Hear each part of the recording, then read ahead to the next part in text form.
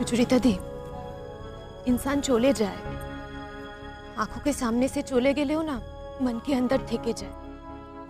तुम देखना, अब से तुम्हें इंद्रदा के और ज्यादा फील करते पारबे हम। ও চলে গেছিল একরকম ছিল, সেটা বরং ভালো ছিল। এই যে শেষ কদিনও আমার কাছে চলে এলো না, এটার জন্য আরো বেশি কষ্ট হচ্ছে জানিস। এই শেষ কদিন আমরা আগের মতো জীবন কাটিয়েছি। ও বারবার আমাকে বলতো, সুচরিতা আমি তো তোমাকে ভালোবেসেই বিয়ে করেছিলাম, তোমাকে তো ভালোবাসতাম, কি যে হলো, কেন যে তোমার সঙ্গে এরকম করলাম, বারবার এই কথাটা বলতো। আমাকে সারাক্ষণ জিজ্ঞেস করতো, তুমি খেয়েছো সুচরিতা? যদি বলতাম খাইনি, বলতো আমার সামনে বসে খাও। আর তো কেউ বলবে না বল। সুচরিতা দি শোনো, একটা কথা স্পষ্ট করে বলি, খারাপ লাগবে হয়তো শুনতে, দুঃখ নিয়ে বিলাসিতা করার সময় কিন্তু তোমার নেই। সত্যি কথা বলতে কি, দুঃখ নিয়ে বিলাসিতা করার সময় আমাদের কারুরই নেই। আমারও কিন্তু দুঃখ বিলাসিতা করার সময় নেই, আর শিমুলের তো একদমই নেই। আসলে আমাদের কারুরই দুঃখ বিলাসী হওয়ার বা দুঃখ বিলাসিতা করে সময় কাটানোর কোনো সময় নেই গো। তোমরা হয়তো ভাবো যে আমি হয়তো আমার সংসারে খুব সুখে আছি। হ্যাঁ সত্যি, আমার সংসারে অশান্তি নেই, আমরা ভালো আছি, সুখে আছি, কিন্তু আমার তো কোনো নিজের আইডেন্টিটি নেই বলো। সেটা তো তৈরি করতে ইচ্ছে করে। সেটা যদিও আরো জোরালো হয়েছে এই শিমুলের সঙ্গে মেলামেশা করার পরেই।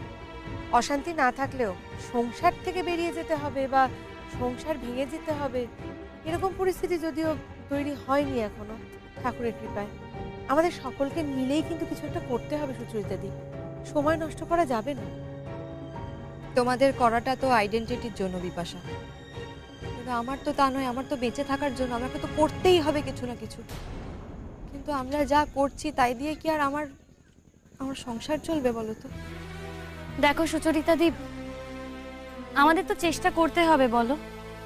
আমাদের দলটার কিন্তু ভালোই নাম ছড়িয়ে পড়েছে, ছোট জায়গায় নাম ছড়িয়ে পড়েছে, কিন্তু বড় জায়গায় যাতে নাম ছড়িয়ে পড়ে সেই চেষ্টা তো আমাদের করতেই হবে। হ্যাঁ, আমাদের মধ্যে একমাত্র শীর্ষা যে কিনা চাকরি করে, কিন্তু আমরা তিনজন তো কিছুই করি না, আর ওই বয়সেও নেই যে নতুন করে একটা চাকরি জোগাড় করব। মন দিয়ে যদি লেখাপড়াটা করতাম তাহলে হয়তো একটা চাকরি পেতাম, কিন্তু এখন যা কম্পিটিশনের যুগ, চাকরি পাবো কিনা তারও কোনো ঠিক নেই। তাই আমি বলছি, আমাদের মধ্যে যেটা আছে না, সেটা দিয়ে আমাদের কিছু একটা করতে হবে গো, সেটারই প্রকাশ করতে হবে। ও সুচরিতা দি, আমি বুঝতে পারছি, পুরোটাই বুঝতে পারছি। দেখো, ইন্দ্রদার জন্য তোমার যে শোক, সেটা তো থাকবেই, কিন্তু আমি তাও বলছি সেটা তোমার ভেতরেই থাক। দরকার হলে না কাল থেকেই ঝাঁপিয়ে পড়তে হবে, তুমি বুঝতে পারছো? দাঁড়া, আমাকে কটা দিন সময় দে, ইন্দ্রর কাজটা মিটুক, তারপর দেখছি। তোমাকে বলতে আমার খারাপই লাগছে, জানো তো, শতদ্রু একটা প্রোগ্রামের ব্যবস্থা করেছে কলকাতার প্রোগ্রাম মানে বুঝতেই পারছো আমাদের জন্য কতটা ইম্পর্টেন্ট। এই প্রোগ্রামটা তোমাকে ছাড়া করবো এটা আমরা ভাবতেই পারছি না সুচরিতা দি। আমাদের দলের তো লিড সিঙ্গার তুমি, গানটা তো তুমিই গাও।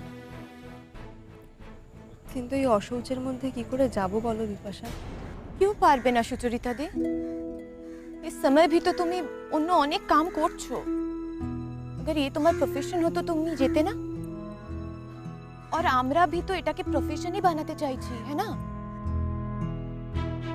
शतद्र अगर यहाँ पे थाकतो तो वो भी बोलतो তোমাকে। पर শিমুল তো মানা করে দিয়েছে, है ना, ওকে আসার জন্য। হ্যাঁ, বারণ করেছি। কেন বারণ করব না বলো তো শীর্ষা? আমি সত্যিই চাই না যে ও আমার জন্য আর কোনো বিপদের মধ্যে পড়ুক। এখন যদি ও বারবার এই পাড়ায় আসে, পাড়ার সকলে মিলে তো ওকে নিয়ে নানা কথা বলবে, সেটা আমি সত্যিই চাই না গো। এমনি ওকে আমার জন্য অনেক বিপদের মধ্যে পড়তে হয়েছে, সেটা যাতে না হয় তাই বারণ করেছি। এই পাড়াটাও কারুর কেনা নয়, শতদ্রও কারুর কেনা নয়, ও যদি মনে করে ও আসতেই পারে। হ্যাঁ তা ঠিক, ও আসতে চাইলে আসতেই পারে, আমি বারণ করার কে? তবে ও এলে আমি আর আসবো না। তুই না বড্ড ঠেটা মেয়ে, জানিস তো, বড্ড ঠেটা মেয়ে। আর তোর সমস্ত জেদ গিয়ে পড়ে ওই ছেলেটার উপর। আর কার ওপরই বা জেদ দেখাবো বলো? अच्छा, ये जो तुम्हें जल्दी जल्दी घर থেকে চলে এলে, हाल क्या আছে घर में? দেখো, এখন তো শাশুড়ি মা আমার পাশেই, তাই হাল সেভাবে আমি কিছু বুঝতে পারছি না। তবে হ্যাঁ, প্রিয়া বেল পেয়েছে। এদের না চরম চরম শাস্তি হওয়া দরকার, চূড়ান্ত পানিশমেন্ট হওয়া দরকার এদের। অত ভেবো না বিপাশা, যা শাস্তি পাওয়ার ঠিক পাবে। ওপরওয়ালা আছে তো, ঠিক এর বিচার করবে। আমি তো কখনো চাইনি যে ইন্দ্র এরকম একটা কষ্ট পাক, তাও তো ওর এরকম কঠিন অসুখ হলো। আর সময় নষ্ট করা যাবে না সুচরিতা দি, এবারে এসো। ওই দেখো ওরা এদিকেই আসছে। দাদার কাজ তো শেষ হয়ে গেছে, আমরা এবার স্নান করে বাড়ি যাব। তোমরা কি করবে? কি করবে মানে বুঝলাম না। না, বৌদি তো এখানে দাঁড়িয়ে দাঁড়িয়ে গল্প করছে, তাই বলছি আর কি। अच्छा, आपको कैसे पता? नहीं, आप तो इतने दूर खड़े थे, वहां से आपको कैसे पता चला कि সুচরিতা দি গল্প করছিল? दो चार बात করলে কি গল্প করা হয়ে যায়? হ্যাঁ, वैसे সুচরিতা দিকে তো ये भी ভাবতে হচ্ছে না কি আপনাদের সাথে লড়াই করেও কি করে ওই ঘর में থাকবে। তা তোমরা বুঝি বুদ্ধি পরামর্শ দিচ্ছিলে? কি করব বলো, বন্ধু হয় তো, ভালো সময় যখন পাশে থাকি তখন খারাপ সময় তো পাশে থাকতেই হবে। একসঙ্গে চলাফেরা করি, একজন বিপদে পড়লে আরেকজন বুদ্ধি দেবে না? শোনো, তোমাদের বুদ্ধিতে কিচ্ছু হবে না। আমার বাবা যদি মনে করে বৌদি ওই বাড়িতে থাকবে, নয়তো থাকবে না। আর তাছাড়া দাদা তো ওর সঙ্গে কোনো সম্পর্ক রাখেনি, দাদা আমাদের সঙ্গেও কোনো সম্পর্ক নেই, কোনো দায় নেই আমার। তোমাদের কিসের দায় সেটা প্রশাসনই বুঝিয়ে দেবে, আমরা বললে তো আর শুনবে না। কি তুমি কি পুলিশের ভয় দেখাচ্ছ না? এমনি ভয় না পেলে তো ভয় দেখাতেই হবে, নিজের অধিকারটা বুঝে নিতে হবে না? তার জন্য যদি ভয় দেখানোর প্রয়োজন হয় ভয় দেখাবো, অধিকারটা জোর করে প্রতিষ্ঠা করতে হবে তো। যাক, এত হাজে বাজে কথা বলে লাভ নেই আপনাদের সাথে সুচরিতা দি, চলো দেরি হয়ে যাচ্ছে। দেখো মাসিমা ওখানে বসে আছে, নিয়ম কানুন তো কিছু আছে, রিচুয়ালগুলো উনিই করিয়ে দেবেন। এসো।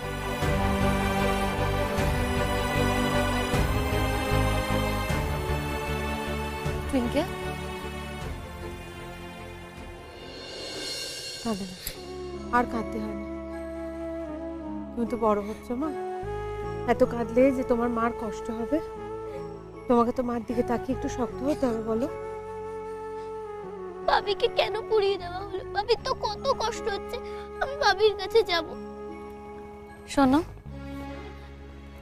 তোমার বাপির থেকে না তোমার মায়ের কষ্ট অনেক বেশি, জানো তো? যে মানুষ চলে যায়, যে মানুষ মারা যায়, তার তো আর কোনো কষ্ট থাকে না, কিন্তু যে থাকে তার কষ্টটা অনেক বেশি। তুমি তো এখন অনেক বড় হয়েছো, তাই না? তোমাকেই কিন্তু তোমার মাকে দেখে রাখতে হবে।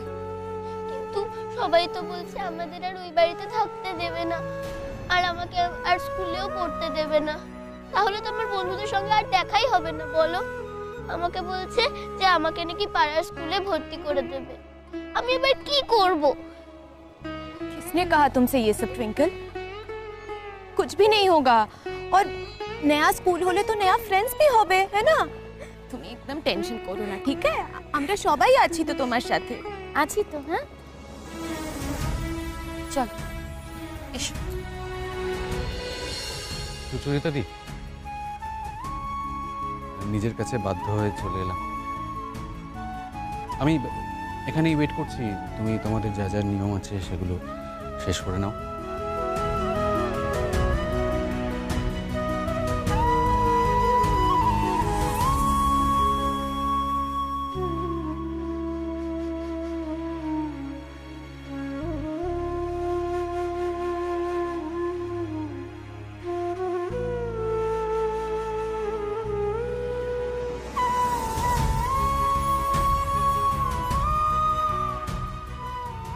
বিপাশাদি, ওকে বলে দাও আমি এখানে ওর সাথে দেখা করতে বা ওর সাথে কথা বলতে আসিনি, সুতরাং আমাকে দেখে ওইভাবে মুখ ঘুরিয়ে নেওয়ার কিছু হয়নি।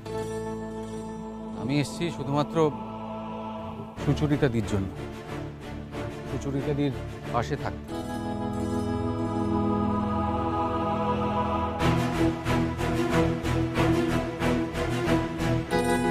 দেখে শোনো, তোমাদের সাথে আমার কিছু কথাও আছে। আচ্ছা শোনো, প্রথমেই আমি তোমাকে একটা কথা বলি, ওর কথা না অত গুরুত্ব দিও না তো, একদমই গুরুত্ব দিও না। তোমার তো আর দুটো দিদি আছে এখানে, আর একটা বোন আছে, ওই যে শীর্ষা। তুমি আমাদের জন্য এসছো, শোন, আমি যেটা বলি না তোর ভালোর জন্য বলি। যখন বিপদে পড়বি তখন বুঝবি যে আমি কেন কথাগুলো বলি। কি করা যাবে বলতো? জীবনে তো বিপদ আসবেই। সবসময় যে জীবনে সুখ শান্তি থাকবে তার তো কোনো মানে নেই।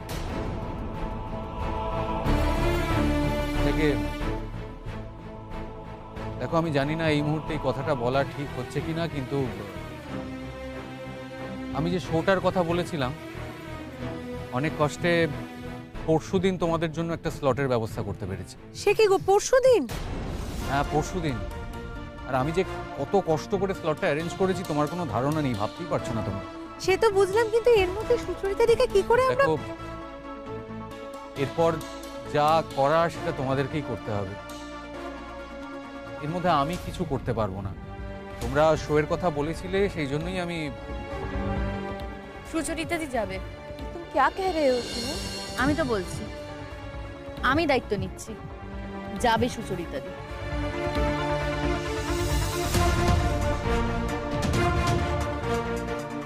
সুচরিতা দি স্নান করতে যাচ্ছে, আমাদের কারোর একটা যাওয়া আমি উচিত যাচ্ছি। না?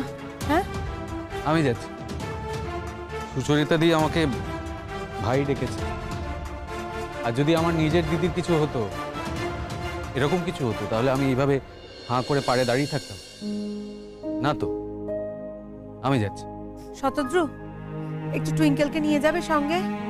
নিশ্চয়ই। যাও মা, জুতোটা খোলো। চলো টুইঙ্কল, চল। আসল লোক এসে গেছে। সেই তো। চলো।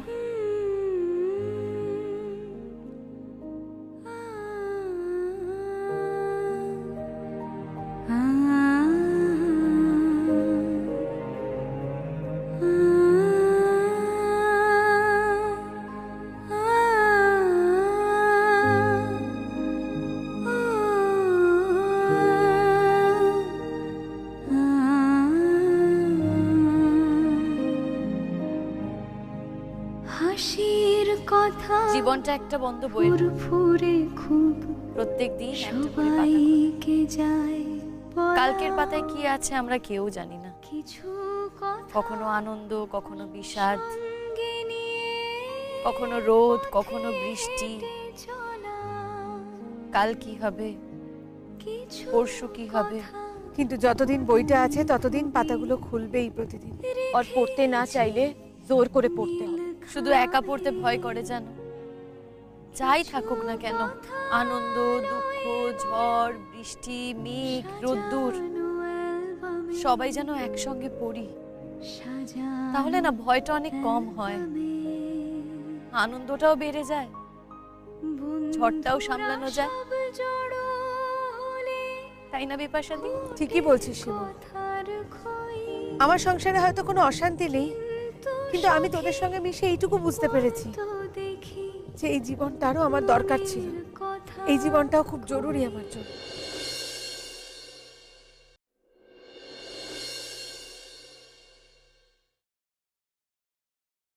মা, বলে ফেলো।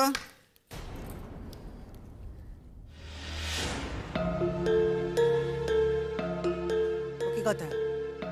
তুমি যে এখানে হঠাৎ? আমাকে জেলে দিলেই যে আমি জেলে থেকে যাব? ওই নষ্ট করছো তখন থেকে। হ্যাঁ, কি হয়েছে? আমাকে জেলে দিলেই যে আমি জেলে থেকে যাব তার তো কোনো মানে নেই। আমি তো বেল পেয়ে গেছি, বাড়ি চলে এসেছি, তাই তোমাদের সঙ্গে দেখা করতে এলাম। খুব চেষ্টা করেছিলে তাই না, যাতে আমি সারা জীবন জেলে থাকি? মিথ্যে দোষ চাপাতে চেয়েছিলে না আমার ওপর, কিন্তু প্রমাণ তো কিছু পাওয়া যায়নি, তাই আমি বেকসুর খালাস পেয়ে গেছি। আমার হাতের ছাপ ছিল মানে তো এই নয় যে গয়নাগুলো আমিই রেখেছিলাম। সেটা শুধুমাত্র তোমাদের অনুমান। অনুমানের ভিত্তিতে তো সবকিছু হয় না, সেটা তো তোমরা খুব ভালো করেই জানো। প্রমাণ লাগে, এভিডেন্স লাগে, সেই এভিডেন্স তো পাওয়া যায়নি, তাই আমার কিছু হয়ওনি। ভালোই তো, তাহলে বলো আমি তোমার উপকারী করেছি। এই যে তোমার জানা হয়ে গেল যে এসব ক্ষেত্রে এভিডেন্স লাগে, ভবিষ্যতে এরকম কিছু তুমি করবে না, অ্যালার্ট করে দিলাম। একটা মেয়েকে আমি বাড়িতে ডেকে এনেছিলাম, বিয়েতে নেমন্তন্ন করেছিলাম একটু আনন্দ উৎসব করবো বলে। সেই মেয়েকে যে আমার চোখের সামনে এভাবে শাস্তি পেতে হবে সেটা ভাবি। যাক দাদা, তুই কি বলবি বলছিলি, বল, কথাটা শেষ কর। আমরা কিন্তু ভালো মন্দ রান্না করে খাচ্ছি, জানিস তো। আর তো প্রতিকা রান্না বান্না কিছুই করতে পারেনি, তাই একটা রান্নার লোক রেখে দিয়েছে। আর তোকে কেন ডাকছে বল দেখি? হ্যাঁ, তোকে ডাকছে দল বারবারি করার জন্য। তুই এলে ওই রান্না বান্নায় হাত দিতে পারবি, তারপর তোর ঘাড়ে সব দায়িত্ব ফেলে দিয়ে উনি পালাবে। এই মেয়েটা কম শিয়ানা নাকি? পুতুল দি, মা তোমার মেয়েকে বলো মুখে রাশ টানতে। দেখো আমরা এক বাড়িতে থাকি ঠিকই, কিন্তু আমাদের খাওয়া দাওয়া যখন আলাদা হয়ে গেছে তখন ধরে নিতে হবে যে আমরা আলাদা হয়ে গেছি। সুতরাং তোমার মেয়ের কোনো অধিকার নেই আমাকে কথা শোনানোর। আমি যতদূর দেখতে পাচ্ছি ও তো ওর মুখে কথা বলছে না। তোমার গায়ে লাগছে কেন গো? কি হলো? তুমি শুনছো কেন? তা নিজের মেয়েকে শাসন করতে পারো না? পারি নে, কারণ শাসন করার এখানে কিছু নেই। তাছাড়া এমন কিছু ভুল কথা তো পুতুল বলছে না, তাই না? খাবার দাবার আলাদা হয়েছে, এ কথা ঠিক। তো এই বাড়ি তো আলাদা হয় না। শোনো, এই বাড়ি আমার, বুঝেছো তোমরা? আর এই বাড়িতে তোমরা থাকো। যদি তোমরা এ বাড়ি ছেড়ে অন্য কোথাও চলে যেতে, তাইলে আমি বুঝতাম যে পুতুল তোমাদের সেই ভাড়া বাড়িতে গিয়ে কিংবা তোমাদের নিজেদের তৈরি করা বাড়িতে গিয়ে তোমাদের কথা শুনিয়ে আসছে। তা তো আসছে না, এটা ওর বাড়ি, ওর ইচ্ছে হয়েছে ও কথা বলছে, বলতেই তো পারে, দরকার হলে বলবে। তোমরা এক কাজ করো, বরং তোমাদের গায়ে লাগলি না, সরে যাও, সরে যাও, সরে যাও, এখান থেকে সরে যাও। তবুও তুমি তোমার মেয়েকে শাসন করবে না, তাই তো? বললাম যে এখানে শাসন করার মতো কিছু হয় না। যাকে যাকে, হ্যাঁ, কি কি কি বলতে চাইছিলে? বলো, বলো শুনি। কথাটা তোমাকে নয় মা, তোমার বৌমাকে বলবে। বৌমা? বৌমা পরিচয়টা এখনো আছে বুঝি? রাখতে চাই না সম্পর্কটা, সেই জন্যই কথাটা বলতে এসেছি। তুমি আমাকে ইমিডিয়েটলি ডিভোর্স দাও।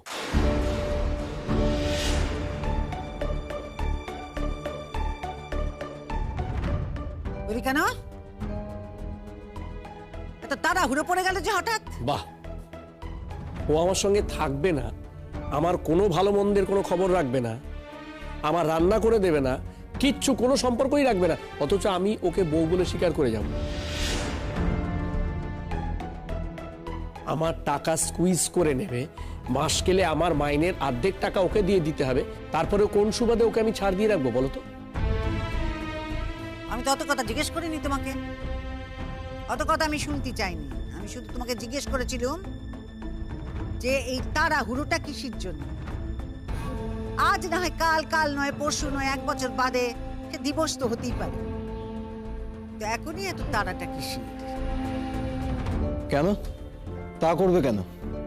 যার সঙ্গে কোনো সম্পর্ক নেই তার সঙ্গে তো যত তাড়াতাড়ি সম্ভব কাটান ছাড়ান করলেই ভালো, ব্যাপারটা অফিসিয়ালি মিটে যায়। আর তাছাড়া আমার দাদার জীবন সারা জীবন কি এভাবেই চলবে? একটাই তো জীবন মা, একটা মানুষ এরকম ভাবে কারোর জন্য নিজের জীবন নষ্ট করবে? তা প্রতীক্ষা, তোমার দাদার জীবন ভালো করার জন্য তুমি ঠিক কি উপায় বার করেছো? দাদার বুঝি আবার বিয়ে দেবে? হ্যাঁ, যদি বিয়ে দিও, যদি বিয়ে দিই তাতে তোমার অসুবিধে কি? তুমি তো ফষ্টি নষ্টি করে বেড়াচ্ছ ওই শতদ্রু বলে ছেলেটার সঙ্গে, ওকে নিয়ে পাড়ায় ঘুরতে বেড়াচ্ছ, যেখানে ইচ্ছে সেখানে যাচ্ছ। আচ্ছা তুমি কি ভাবো বলো তো, কি ভেবেছো আমরা কোনো খবর পাই না, তাই তো? এই যে ইন্দ্রদা মারা গেল সেখানেও তো তোমরা সবাই হাজির ছিলে, তুমি তো তোমার সঙ্গে করে ওই শতদ্রুকে নিয়ে ওখানে গেছিলে, সারাক্ষণ ট্যাকে করে নিয়ে ঘুরে বেড়াচ্ছ। তুমি নিজে করলে সব ঠিক, আর আমার দাদার বেলায় সব দোষের, তাই তো? তোমার দাদাকে আমি ডিভোর্স দেবো না এই কথা কিন্তু আমি একবারও বলিনি পলাশ। তবে এখন যে কথাগুলো বললে না সেটা পুরোপুরি ভুল আর ভুয়ো। এই কথাগুলো তুমি আমাকে বলতে পারো না। এই পাড়াটা তোমার কেনা নয়, এই পাড়ার লোকজনও তোমার কেনা নয়। এই পাড়ার সবাই শতদ্রুকে ভালোবাসে, তাই এই পাড়ার একজনের বিপদ হয়েছে শুনেই শতদ্রু এখানে এসেছে। এটা নয় যে আমি শতদ্রুকে ট্যাকে করে ঘুরে বেড়াচ্ছি, তাই বাজে কথা বলবে না। সেই কার সঙ্গে কার সম্পর্ক সেটা না খুব স্পষ্ট করে জানা হয়ে গেছে আমার শিমুল। কি জানা হয়ে গেছে গো তোমার? কি জানো তুমি আমাদের সম্পর্কে? হ্যাঁ, সম্পর্কে তো কাদা ছেটানোর চেষ্টা করেছিলে, ভেবেছিলে শতদ্রুকে এই চুরির কেসে ফাঁসাবে। ফাঁসাতে পারলে তোমাদের সুবিধেই হতো। ঈশ্বর আছেন তো, তাই সেটা হয়নি। মা তোমাকে বলছি মা, একটা কথা তুমি জেনে রাখো, তোমার ছেলের সাথে আমার যতদিন নাম জড়িয়ে থাকবে না ততদিন আমার গ্লানি বোধ হবে। আমি সত্যিই চাই না ওর সাথে আমার কোনো সম্পর্ক থাকুক। আমি চাই না তোমার সাথে কোনো সম্পর্ক রাখতে। ডিভোর্স করার জন্য ঠিক কি কি করতে হবে আমাকে বলো, আমি করে দিচ্ছি। দেখো, মিউচুয়াল ডিভোর্সে তো বেশি সময় লাগে না, একদিনেরই মামলা। আমি ফর্মটা তুলে নিয়ে আসবো, কনসেন্ট পেপারে সই করে দেবে, তাহলে একদিনের মধ্যেই হয়ে যাবে। না,